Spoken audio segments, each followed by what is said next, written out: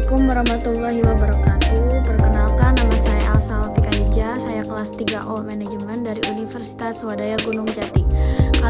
Materi kali ini yaitu membahas tentang human capital atau modal manusia yang didoseni oleh Bapak Sandi Nasruddin Wibowo SEMM. Nah, apa sih yang disebut human capital atau modal manusia? Yaitu istilah human capital pertama ditemukan oleh seorang ekonom bernama Theodore School yang berpendapat bahwa peningkatan kesejahteraan pada perusahaan tidak tergantung pada tanah, peralatan, energi, sumber daya, melainkan pada kompetisi pengetahuan dari pegawainya. Kemudian ia mendeskripsikan posisi human capital sebagai kemampuan sumber daya manusia yang diperoleh melalui investasi pada sumber daya manusia, yang mendeskripsikan bahwa human capital terdiri dari 4 hal, yaitu kemampuan, perilaku, usaha, waktu, dan semuanya ini dimiliki dan dikendalikan sepenuhnya oleh pegawai. Untuk mendeskripsikan human capital sebagai kombinasi dari keempat faktor tersebut sebagai berikut. Yang pertama, karakteristik atau sifat yang dibawa pada kerjaan, misal intelijensi, energi, sikap positif, kendala, dan komitmen. Yang kedua yaitu kemampuan seseorang untuk belajar, yaitu mengenai kecerdasan, imajinasi, kreativitas, dan bakat. Yang ketiga yaitu memotivasi untuk berbagai informasi dan pengetahuan, yaitu semangat tim dan orientasi tujuan dari perusahaan. Slide selanjutnya itu membahas peran human capital. Nah, dibagi menjadi 2, yaitu sebagai kunci keunggulan organisasi dan hubungan kompetensi karyawan dengan human capital. Yang pertama, sebagai kunci keunggulan organisasi. Kunci keunggulan organisasi terdiri dari 3 kelompok utama dari aset perusahaan, yaitu diantaranya yang pertama, aset finansial atau misalnya uang tunai dan surat berharga. Aset disebut finansial capital. Yang kedua yaitu ada aset fisik, terdiri dari peralatan, gedung, tanah. Yang terakhir itu ada aset tak berwujud. Aset tak berwujud terdiri dari modal organisasi, aliansi bisnis, pelanggan, merek, reputasi, modal intelektual. Nah, selanjutnya itu hubungan kompetensi karyawan dengan human capital. Dalam meningkatkan kompetensi karyawan, tantangan utama yang harus diperhatikan yaitu kompetensi harus sesuai dengan strategi bisnis dan kompetensi perlu diciptakan melalui lebih dari satu mekanisme. Di sini terdapat 5 cara untuk meningkatkan kompetensi karyawan, yaitu dengan 5B. Yang pertama, buy atau membeli. Mengganti SDM yang lama dengan yang baru dan memiliki kualitas yang lebih baik. Build atau membangun, yang artinya investasi dilakukan terhadap SDM untuk meningkatkan kualitasnya menjadi lebih baik. Yang ketiga yaitu borrow atau meminjam, artinya penggunaan konsultan atau partner efektif memungkinkan berbagai pengetahuan dan desain kerja baru. Yang keempat yaitu bonds atau melambung, artinya perusahaan harus mengeluarkan karyawan yang kerja di bawah standar.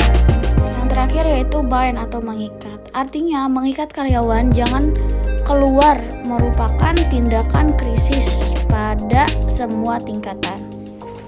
Slide selanjutnya yaitu transformasi peran divisi sumber daya manusia.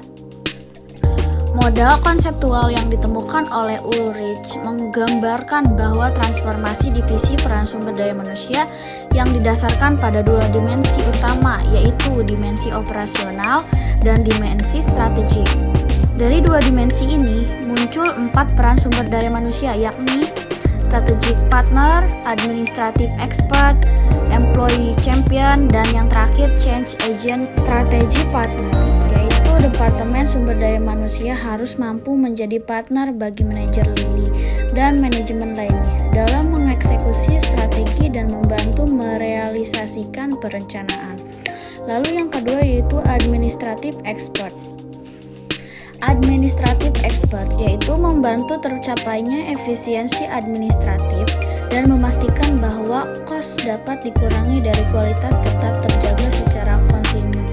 Itu ada employee champion, yaitu Departemen Sumber Daya Manusia harus dapat menunjukkan komitmennya terhadap manajemen dan pada waktu yang sama berusaha meningkatkan konstruksi karyawan lebih besar. Dan yang terakhir yaitu change agent. Change agent yaitu Departemen Sumber Daya Manusia harus dapat menjadi agen perubahan yang kontinu, membantu proses-proses dan kultur secara bersama, meningkatkan kapasitas organisasi untuk lebih baik lagi.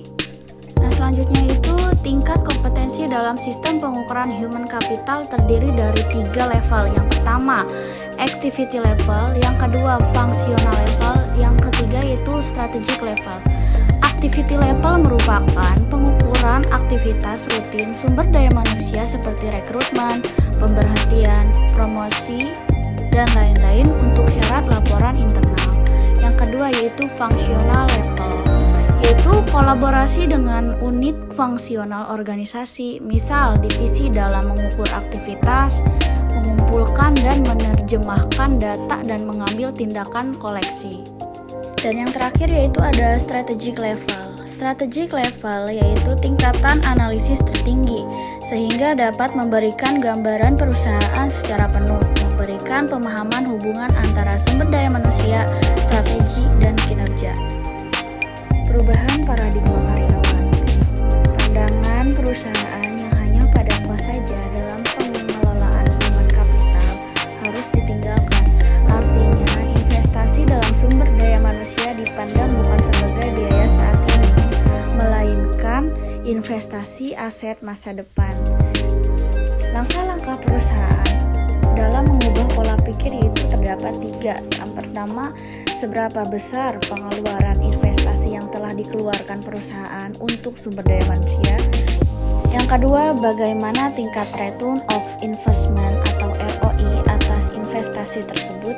Yang terakhir yaitu dapatkah dari beberapa investasi tersebut dialokasikan kembali untuk mendapat ROI yang lebih baik. Selain itu, tantangan juga datang dari investor jika mereka membutuhkan informasi untuk membuat keputusan tentang sumber daya manusia, sehingga mereka memiliki gambaran perusahaan komprehensif dan dapat memprediksi kemampuan perusahaan dalam menciptakan nilai di masa depan. Terakhir yaitu mengidentifikasi human capital.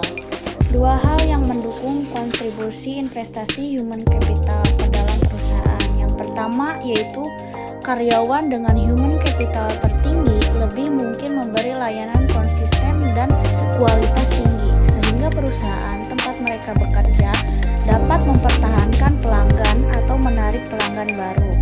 Lalu yang kedua yaitu pelanggan potensial dapat menggunakan kualitas human capital dan karyawan perusahaan sebagai alat penyaring untuk memilih layanan yang mereka sediakan. Untuk keberhasilan suatu perusahaan, proses atau bisnis apapun tergantung pada 3 keterampilan, yaitu commodity skill. Commodity skill yaitu kemampuan tidak spesifik untuk bisnis tertentu, dapat langsung diperoleh dan lebih kurang samanya nilai bagi setiap bisnis, misal kemampuan mengetik, kemampuan komputer. Yang kedua, leverage skill, yaitu pengetahuan yang meskipun tidak spesifik untuk perusahaan industri, tetapi relatif lebih berharga bagi perusahaan tertentu daripada perusahaan lain. Misalnya, programmer di bank berbeda nilainya dengan programmer di perusahaan komputer.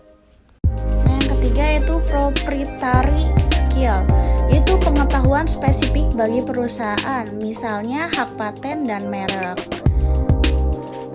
Sekian pemaparan materi kali ini. Kritik dan saran saya akan terima